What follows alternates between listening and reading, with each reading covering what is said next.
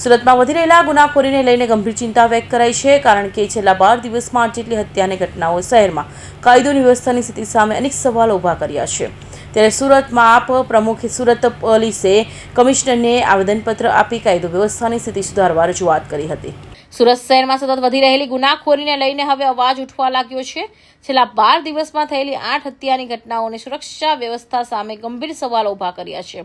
ત્યારે સુરત શહેરના આમ આદમી પાર્ટીના પ્રમુખ અને કોર્પોરેટર ધર્મેશ ભંડેરી દ્વારા સુરત પોલીસ કમિશનરને કરાયેલી રજૂઆતમાં જણાવ્યું હતું કે શહેરમાં દારૂ અને ડ્રગ્સના અડ્ડા પર તાત્કાલિક કાર્યવાહી, ગેરકાયદેસર હથિયારો જપ્ત કરવા, પોલીસ સ્ટાફ વધારવા અને શહેરના સંવેદનશીલ વિસ્તારોમાં સીસીટીવી લગાવવાની માંગ કરવામાં આવી હતી। સાથે જ પીસીઆર વાનમાં પેટ્રોલિંગમાં વધારો કરી શહેરને વધુ સુરક્ષિત બનાવવાની અપીલ કરવામાં આવી હતી। ત્યારે હવે જોવાનું રહ્યું કે તંત્ર રજૂઆત પર કેટલું ઝડપથી પગલાં ભરે છે। હું ધર્મેશ ભંડેરી, પ્રમુખ આમ આદમી પાર્ટી સુરત શહેર। છેલ્લા 12 દિવસની અંદર સુરત શહેરમાં 8 જેટલી હત્યાઓ બની છે। કેન્દ્રીય મંત્રી અને ગૃહમંત્રી ગુજરાત પ્રદેશના હોમ ટાઉનની અંદર આ ઘટના બનવી એ કોઈ સામાન્ય ઘટના નથી। 2 દિવસ પહેલા ભાજપના યુવા મોરચાના નેતાની સરેઆમ હત્યા થઈ જવી એ બતાવે છે કે સુરત શહેર કેટલું અસુરક્ષિત બની ગયું છે।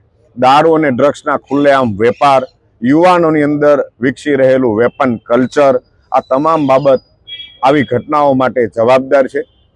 આમ આદમી પાર્ટી સુરત શહેરની સમગ્ર ટીમ ભાજપ યુવા મોરચાના નેતાના પરિવાર પ્રત્યે સંવેદના વ્યક્ત કરે છે અને પોલીસ કમિશનર સાહેબને અમે વિનંતી કરવા માટે આવ્યા છીએ કે યુવા નેતા ભાજપના જેમની હત્યા થઈ છે એમના પરિવારને ન્યાય અપાવવામાં આવે અને આવી ઘટનાઓ રોજબરોજ ન બને એના માટે દારૂ અને ડ્રગ્સના વેપાર તાત્કાલિક બંધ થાય એના માટેનું આયોજન કરવામાં આવે અને એમાં સામાજિક આગેવાનો, વિસ્તારના આગેવાનોની મદદ લેવાની જ્યાં જરૂર પડે ત્યાં એમની મદદ લેવામાં આવે।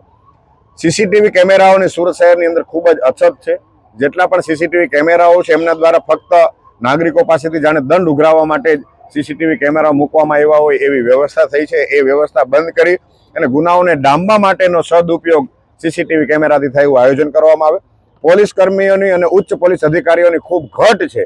એ ઘટ એ મહેકમ તાત્કાલ જો પૂરું કરવામાં આવે અને પોલીસ તંત્રનો દુરુપયોગ વિપક્ષને ડામવા માટે નહીં પણ પોલીસ તંત્રનો સદુપયોગ પોતાના કાર્યક્ષેત્રની અંદર સુરક્ષા વ્યવસ્થા મજબૂત કરવા માટે કરવામાં આવે તો આપણે આ સુરત શહેરને ફરીથી સુરક્ષિત બનાવી શકશું। ને માંગ સાથે સુરત શહેર સમગ્ર ટીમ, આમ આદમી પાર્ટીની ટીમ માનનીય પોલીસ કમિશનર સાહેબશ્રીને વિનંતી કરવા માટે આવી છે।